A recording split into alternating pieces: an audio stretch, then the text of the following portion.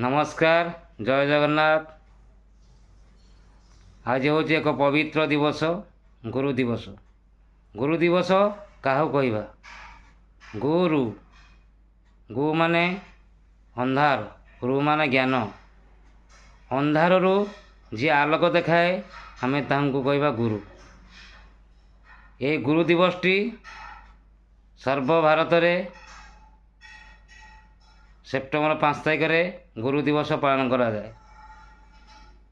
Doctor Sarvepalli Radhakrishna जन्म दिवस रे ये गुरु दिवसटी पालन करा जाए।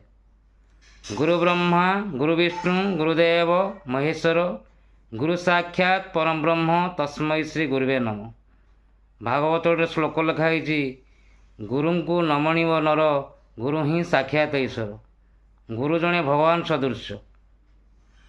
गुरु को आम भगवान रूप में पूजा करवा निहाती दरकार। आज यही दिवसटी गुरु दिवसटी पालन करा जाए। 1888 रे डॉक्टर सर्वपल्ली राधाकृष्णन जन्म होइतिला। ये गुरु दिवसटी गुरु मानक आज शिष्य माने पूजा करवा निहाती आवश्यक। जय जगन्नाथ।